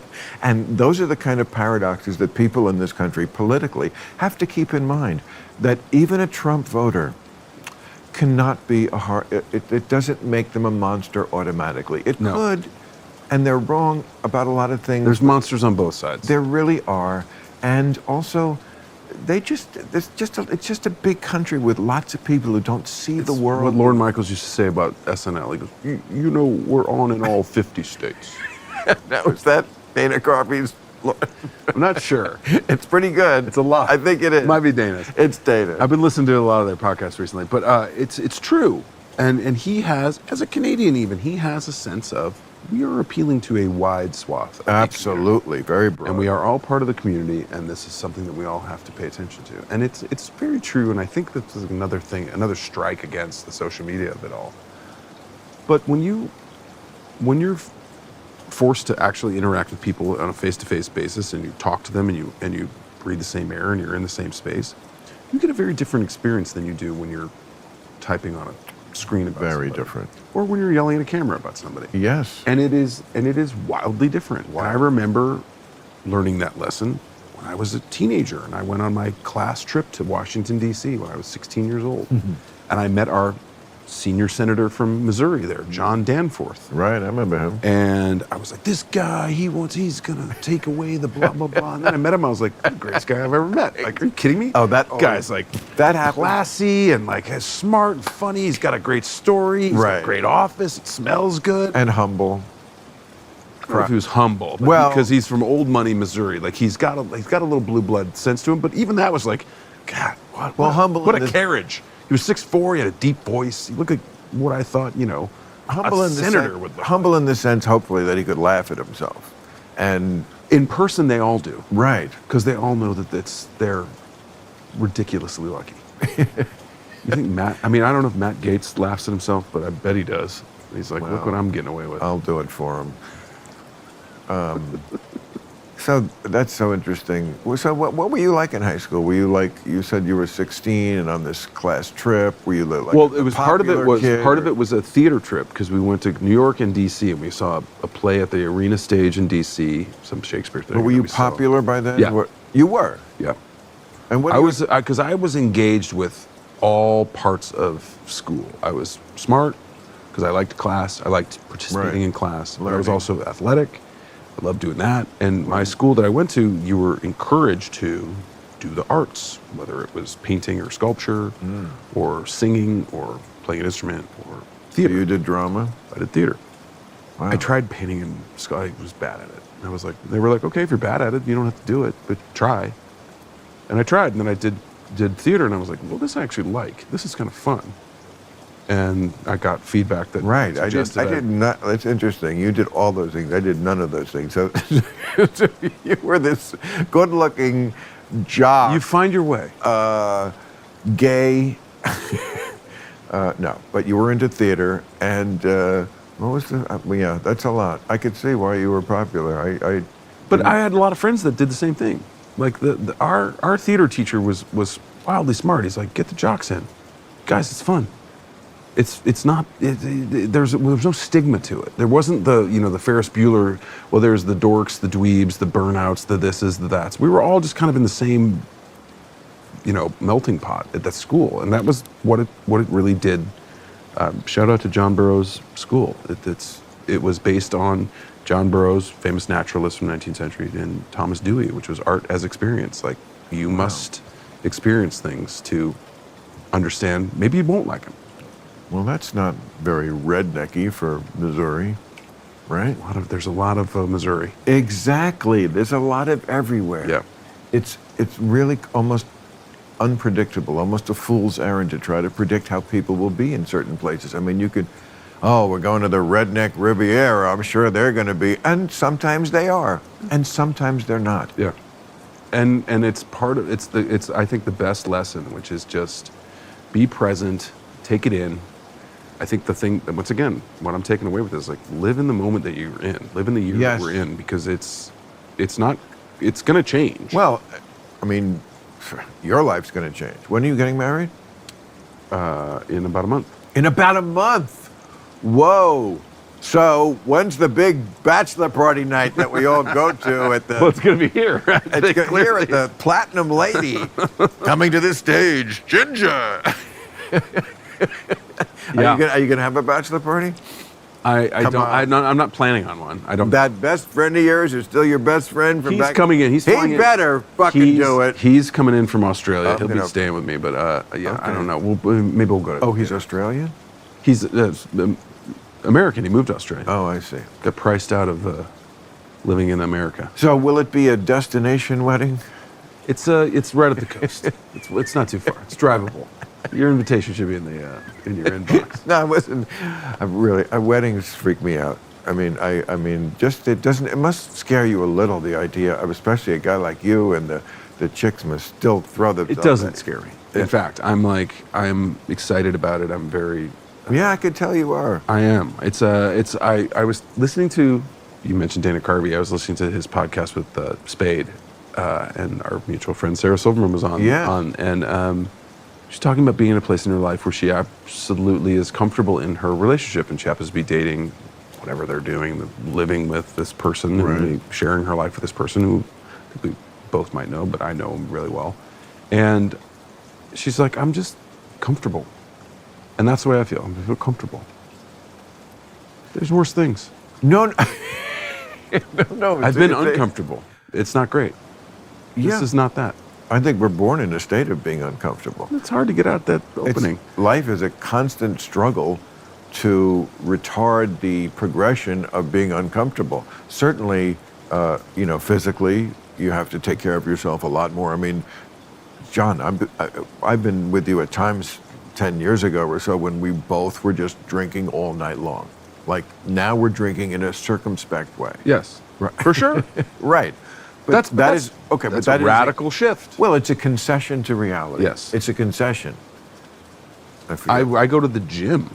I never went to the gym. Really? You never went to the gym? I mean, when I was in high school, I did because I was an athlete. But like, then I was like, I'm in good shape. I'm fine. I'll Yeah, work and I you know play what? sports. Like, now I'm like, I go to the gym because it makes me feel good. Yeah. Why I'm not going to the gym to like turn into some No. Marvel person. I'm like going to the gym because it actually makes me feel good. The same way I go to therapy. Right. You don't It's do physical you don't, therapy, You don't do any. You've never been a spandex character, have you? No, I have not. Not on purpose. I would consider it. It's just Really? never been offered to me. Really? I would think you would be a perfect candidate They had other guys To- fill the suit. to to be what superpower would make? See, I think you're just doing. They see that you would. You know what the problem with you? You're too smart to do the movie, and you would be like. I think you wouldn't be able to keep a straight face if your superpower was like your erection could Knock down bend steel. tall buildings in a single bound. I don't know. I think that there's been a lot of advances in the superhero genre. I think that they're finding great ways to tell that story, those stories. And I think I was watching Taika Waititi talk. Do you know Taika? Have you ever met Taika? Has he been on your show? Who? Taika Waititi. He did Jojo Rabbit. That was great. Yes, But great. that is about as far away from a spandex movie as I can True. imagine. But he Unless also we're making directed Hitler into a. He also directed Thor. Oh. The last couple Thors. And so he has a very interesting take on it. And he's like, it's like superhero stories are just stories. And they're stories with this mythical character in the middle of them. This mythical character that has all the powers in the world and all of these amazing things, can't die. And it's kind of like religion, isn't it? Right. He goes, maybe in 150 years, Iron Man is going to be somebody that they write books about and they're going to pray to the thing of Iron Man and That Thor. happens all the time. So here we are. I mean, did you ever see Change of Habit, the Elvis movie? Okay. Is it about nuns? Yes. Okay. I had a feeling. You know what? Okay. I mean, it's ringing a bell. This Faint is a bell. this is a treat. Oh no, because what year you were born? 71. Okay, this is before you were born, 1960. For sure. Elvis was not a movie star when I was born. Right. He died when he was 6. Right. 77. Yes. Right. Okay. So this is 1969. So he's been, he emerged in 56. That's when that's the year I was born. Okay. Like same month I was born, Heartbreak Hotel. Okay. Then he went into the Army in 60. So that's like he had a very brief period where Right. he was like super. Right. And then shut it down for, it's Well, like then Ted Williams. He gets out. Well, no, but he gets out of the service, and for the whole next decade, the Colonel puts him in these stupid movies. He did like 29 of Evil them. Las Clam Vegas. Bake, Yeah. Clam Bake, Fun in Acapulco. Yeah. Yeah. He called them travelogues. They were, but they made Put Elvis in a different place and make Yeah, it was like James and- Bond. It's just without the it was stuff. hardly James Bond. But I mean, it's in a different. Right. So in 1969, Elvis finally put his foot down, or something happened, and he gets out of the movie contract. And this is the last movie, and this is when he went back to performing and actually did great. That's to me, the greatest period of his recording is Suspicious Minds. Well, was 68 was the comeback, right? 68 is the comeback, right? It's when he was like, "Oh, I'm going to put on The a leather suit with the thing, again, looks great. exactly." And I'm going to do. This is what I should do. I shouldn't be doing clam bake. What the fuck was I thinking? I must be. And then some- he killed Vegas for like 5 Yes, years, right? because he toured until they dropped dead touring. But so in 1969, it's the new Elvis. It's a new world. This is the hippie generation. You're 13. I'm 13. Yes, this movie was very influential. I was like, that's not what I'm going to do in show business, because. Okay, so Elvis wants to change his image, and he does the comeback special, and that's a big hit. So he gets the script called Change of Habit, where he's a ghetto doctor. This is a giant departure from Deke Rivers, who will be singing at the... Right, exactly. So He's got to win the race. What? Yeah, who has to win the race to get the thing, and right. Exactly. Speedboat ready and a running no. That's... Yes, okay, so He's a ghetto doctor. yes, inner city doctors is where in the ghetto came from. Same year. Okay. So it could have been, I don't know, but yes, the song In the Ghetto. Like, suddenly Elvis wanted you to know he cares very much about the people in the ghetto. This fucking southern man, shall we say. I could see that being earnest, though. It could be. It could be. It feels like Yes, it could be. I don't feel like that was a play. I mean, he was born in Tupelo, Mississippi in 1930. So I feel like there's something obviously there. Like, Yes. I understand No, this is no, the thing. I I understand. think it's admirable that he wanted to reach out. This is also the great song he did at the end of the comeback special called "If I Can Dream." Oh my God, that performance too. And that Forget song. about it. The whole thing. you know, where all my brothers walk hand in hand. Again, And he this is not kills something it. Elvis seemed to care about for the first 36 years of his life. Hey, you know what? He got If you think he got there, exactly. That's what we say to all people who like get woker. He You got got there. We don't hate you because There's no timeline. Thank you. So okay, so he's this ghetto doctor, and it turned. I watched. It was called Bad Habits in the Habit? No, it's called Change of Habit. Change of Habit. So Mary Tyler Moore, and it's interesting because you see that these two people are at very different places in their career. Elvis wants to change his image from clam bake to ghetto doctor, and Mary Tyler Moore is coming off the Dick Van Dyke Show, but it's kind of fizzled. This is right before she gets her show Mary in Tyler Moore, 1970. right. So she takes this job opposite Elvis. Show business. People want to work. Or maybe she thought this is the greatest thing, but I don't think so. So she's a nun. But there's this program. Okay, now this is really ringing a bell. Right. Okay.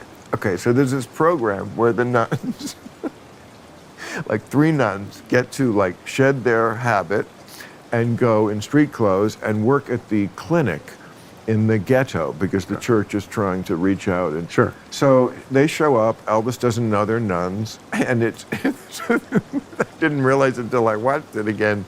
It's an abortion clinic. Ooh.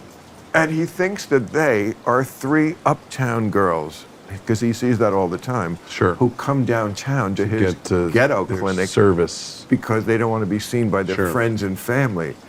And he literally says, like, okay, well, oh no, it's not all 3 of you, is it?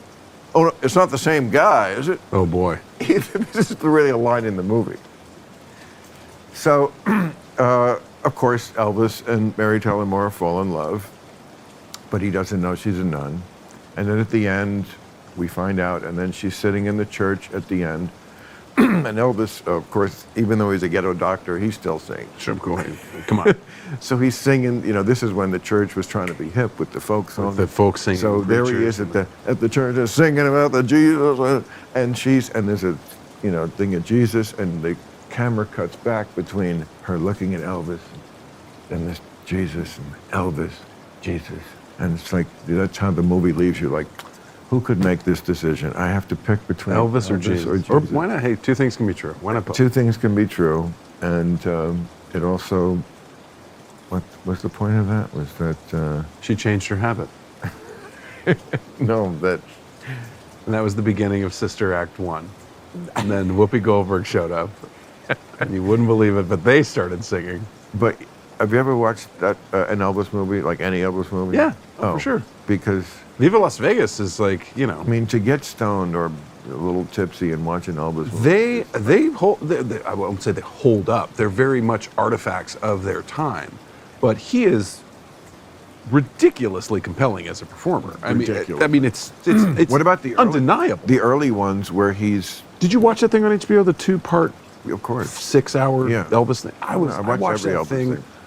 I was transfixed by that. I thought it was just fantastic because it was so much old stuff that I hadn't seen. you know, And I think for my generation that didn't really have Elvis, when we were talking with Mad Men, like Elvis was still like in the top 10 during the Mad Men era. And so was Frank Sinatra. Like the Beatles and all the 60s stuff didn't really hit till like Right. the late 60s. Yes. Really. There were still, I mean, obviously they had hits, but Elvis was still there and Sinatra was still there. There was still Mad Men era, that yes. version of that Well, the early series, popular culture. It was still very much in transition to what we think of as the 60s. well, that show starts in '60. yeah. Okay, Elvis was definitely, that was for sure. his first year out of the Army. He 62, he had a big hit with Return to Sender. Address unknown. You know it. Yeah. No such number, no such zone. No. For sure. Right. But then when the Beatles took over in '64, that was the British invasion, he was old news. That's why he was making those movies. Yes. He had the occasional hit. He had one of the Hawaiian movies, I think it was '65 or '6, gave the world Wise Men Say. Only fools rush in. I mean, it's like Only, Yeah, It's, I can't help falling. That was a huge hit. That was what he ended his concerts with. That was the closing, like, the summation of my whole career. It's this song. I Can't Help Falling in Love with You. I mean, there's a reason that song has endured, you know, and it's They played it in 100% Hawaii part of endlessly. his magnetism. That 68 comeback special was really that was on live national television, and I think it got up until like maybe a couple decades ago was like still in the top 10 of like most watched. No, did you ever see events. the early movies he did where they were not musicals, like Flaming Star or Kid Durango, Kid something. No, there was Kid Creole. Creole. Okay, but he's a like you said, compelling. He's not a polished actor, but it almost works for him. Well, he was devastatingly handsome. Too. Devastatingly, Like, absolutely, unbelievably good looking. Unbelievably, and just had this. And by the way, not for nothing, I think that Austin Butler Great. nailed it I do in that too. Elvis movie. I had lots of problems with the movie, Me too. but not with the performance. He was great. He was great. He was the right guy for that. And a lot of guys have played Elvis. I mean, I remember seeing Kurt Russell do it, like soon after Elvis died. That's how long ago. Really? Like maybe 1979, they did a TV movie. Interesting. Yeah. It's he's a phenomenon. I think there has not been another Elvis. No, You could maybe make the case for Michael Jackson. People would say that, but look. But he didn't have other than the obviously problematic stuff that came out later. He never tried to be an actor. He was pure pop. Talking about Michael? Yeah. Yeah. He was pure pop. Like he was just that was him. Yeah. Elvis had a second gear. You talking about acting? Yeah. Yeah, Michael, I think, had dreams of being an actor. I think he wanted to be, that just came along at a time when he started to fall apart as a person. You know, he just was so fragile. He just couldn't, talk about a candle in the wind. But, he just, that was... But another undeniable talent. You just can't, cannot you don't know if it's process it. Well, and you don't know if it could have the kind of longevity, but, Paul McCartney is a pretty amazing talent and has a longevity that's pretty sparkling. That was another fascinating thing to watch, was that documentary, the Get Back. No, that Get Back was... Also, when you look at what they were doing in those sessions and how fast they were working and how amazing what they did then became, and then realize that they're all 26, 27 years old, and Harrison's 24. I know. And just the emotional intelligence that they're dealing with and the stuff that they're dealing with in real time, and also just Ringo, how he's like the rock. Yeah. He's just the steadiest guy, like, okay, what are we doing? That's this? Okay, I got it. Don't worry. Never misses a beat, never misses a thing. Puts his fur coat on, and peace out. I got to go shoot a movie. Yeah. I thought Peter Jackson was very smart to put the calendar as a framing device, because you see, okay, they walk into the studio right after New Year's. It's January 2nd or 3rd, and by Did you hear that speech that Martin Luther King gave? What? Oh, that was happening too? Right, you're right. Wow, Yes. that seems like a big deal. Yeah, I forgot that. Okay, so we see they're walking into the studio. Hi, Happy New Year. And by the end of the month, we need a whole new album. And so they have nothing really. They're just kind of fumfering, and they have all these side disputes that are happening. And George walks out for a minute. By the way, they throw him under the bus immediately. I love that. It shows that Lennon and McCartney, it was always about Lennon and McCartney, that group. They were never really fighting. And everybody else was a little bit a third wheel. Also, by the way, like, he's playing songs, and some of his songs on that record are the most beautiful songs. And then it's like the things he had in his pocket become All Things Must Pass. Like George? One of the greatest albums of all time. Yeah, but I just had these in my back pocket. Right, but the reason why he had so many songs in his back pocket is because Couldn't get anyone. Right. Yeah. So he kind of had. They were Octopus's Garden. They'd give Ringo one, they'd give Right. George two, and then they'd have the rest. I think George may have had a hand in Octopus's Garden also. He likes to be under the sea. Who doesn't? There's a cover of Ringo's big hit, "It Don't Come Easy." Don't Come Easy. That George cut first, because he wrote. I think so. Yeah. There's a lot of George Harrison DNA in that song. Well, in the original, there's they're chanting Hare Krishna in the background. There's a dead giveaway. There's a lot of tambourine in this one. Should we? Yes, as a very brilliant comedian mind pointed out, the worst lyric in show business ever is Bangladesh, Bangladesh. It sure looks like a mess. Oh no. But he meant well. He did mean well. No, you should not do spandex now that I'm thinking about it. Okay. I think that's a blessing in disguise. You should be like there's no good like American James Bond. I mean, like, There's a lot. It's become a crowded space at this point. I think what I've been able not to a do. James Bondian type, no. I've been able to carve out some fun things to do. Most recently with Fletch, that I'm able to like. Okay, I'll just kind of reboot this and put a little spin on it. There's a couple more. There's a couple more books left to do. Let's Not my do favorite those. movie of yours is Beirut. It's a great film. Nobody saw it. It's a really. That is a great. It's a great movie. And You know who wrote it? And you're perfect. I mean, you're so good in that. That's what you should play. I would do that for the rest of my life. Right. If I could make 3 Days of the Condor for the rest of my life, I'd keep doing that. That movie is very sure. 3 Days of the Condor-ish. Tony Gilroy wrote that movie. Tony Gilroy. And that movie never- sat on a shelf Tony for 15 Gilroy, years. who wrote The First Born Identity, and wrote Syriana. and wrote Michael Clayton. Michael Clayton. And directed. I'm sure Tony Gilroy's he's kind of like the Robert Towne of this generation. That makes a lot of sense. It's a great film. Thank you. Well, all right. So let's get you and Tony Gilroy. Fuck, when is he? Still have his Was he number. canceled? What did he do? No, he didn't do anything. He started writing Star Wars movies. Spandex. Wrote Rogue One. I mean, Or rewrote it, I guess. Something. maybe Star Wars isn't spandex, but it's honorary spandex. Honorary spandex. Oh shit! Is it 7:30? It is. God, I'd be at dinner at 8. I'm gonna. All right, I have to get Did I home. do the plug? Yes, you did the plug.